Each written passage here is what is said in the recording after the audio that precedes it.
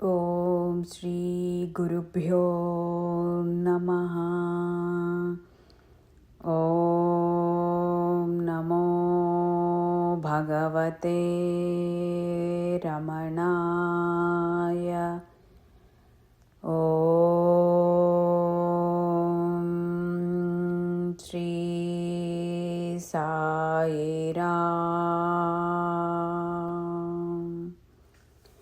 శ్రీ రమణాశ్రమ లేఖలు. సూర్యనాగమ్మ గారికి మనస్ఫూర్తిగా పాద నమస్కారాలు చేసుకుంటూ 14వ లేఖ, మర్యాద బంధాలు. తేదీ 12/12/45. ఈ మధ్య ఒకరోజు ఉదయం ఏదో ప్రసంగం వచ్చి భగవాన్ తమ తల్లి రావటం, ఆమె నివాసం మొదలైన సంగతులు చెబుతూ ఇలా అన్నారు నాతో. అమ్మ తరచూ వస్తూ ఉండటం, వస్తే కొన్నేళ్ళు నిలవగా ఉండటం సాగించిన తర్వాత సహజంగా నేను పశుపక్షాదులను సహితం మర్యాదగా పిలుస్తూ ఉంటాను కదూ. అదేవిధంగా ఆమెను కూడా మీరని పిలవబోతే ఏదో ఘాతకం చేసినట్లు తోచింది నాకు. అంతటితో ఆ మర్యాద వాచకం మానేసి మామూలుగానే పిలుస్తూ వచ్చాను. సహజమైన అలవాట్లు మార్చుకోవాలంటే ఏదో ఎరువు పెట్టినట్లు ఉంటుంది. అయినా ఈ శరీరంతో ఏమున్నది అని డగ్గుతిక్కతో వారనేసరికి ఆనంద ఆశ్రువులతో నా కళ్ళు నిండినవి. నూనూగు మీసాల నూత్న యవ్వనమందు అడుగిడక ముందే ఇహపేక్ష వదిలి పరాపేక్షతో పావనమైన అరుణాచలమునకు పరువెత్తి వచ్చి పరమ నిర్వాణ సామ్రాజ్యమునకు పట్టాభిషేకితుడైన పుత్రుని దరిసి అమ్మా అమ్మా అని పిలిపించుకున్నది ఆ తల్లి. ఎంత భాగ్యమో! మాతృదేవోభవ అని వేదాలలో మొదటనే చెప్పారు తల్లిని పూజనీయంగా. చిత్రమేమిటంటే ఆమెను మర్యాదగా పిలవటం అసహజంగా తోచిందట వారికి. నిజంగా వారు రండి పొండి అని పిలిస్తే ఆమెకు ప్రాణం పోయినట్లుండదు. అమ్మా ఏమీ అంటే సంతృప్తిగా ఉంటుంది కదా.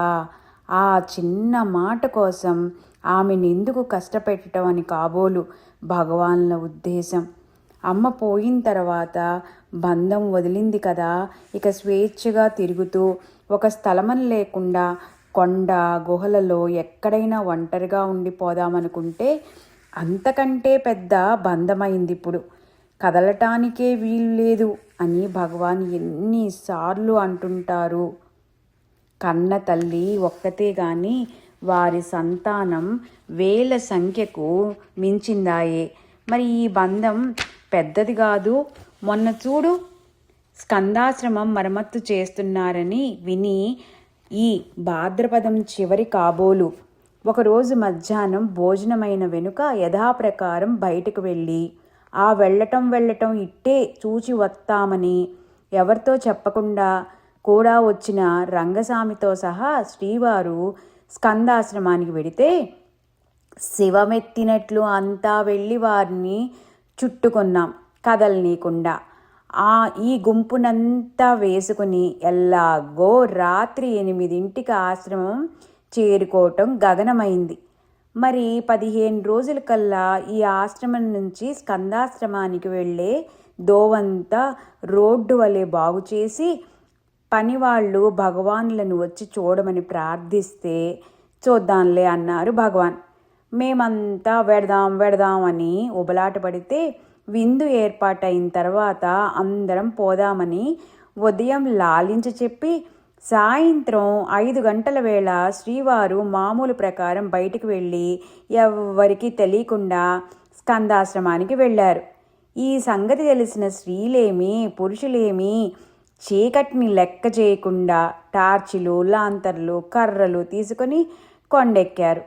శ్రీవారి బుజ్జగింపు ఎరుగని వారు సరే, ఎరగని నేను వెళ్ళకూడదని నిశ్చయించుకొని కొండ మొదటి మలుపు వరకు 2 సార్లు ఎక్కి దిగి కూడా అంతా వెడుతున్నారనే చాంపల్యంతో వారందరి వెనుక నేను వెళ్ళాను.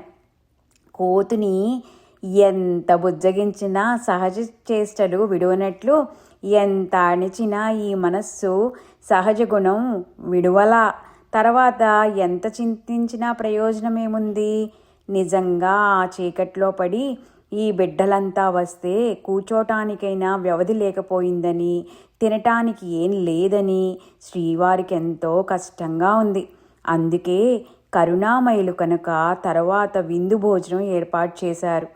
ఎంత శక్తి సంపన్నులు కాకుంటే ఇంత సంసారం ఈదగలరు? ఎంత శాంతి సమృద్ధులు కాకుంటే ఇంత సంసారంలో ఉండి దేన్ని అంటక బంధరహితులై ఉండగలరు? మహాత్ములన్నిటికీ సమర్థులే సుమా. ఓం నమో భగవతే రమణాయ. ఓం శ్రీ సాయిరామ్. ఓం శాంతి శాంతి శాంతి.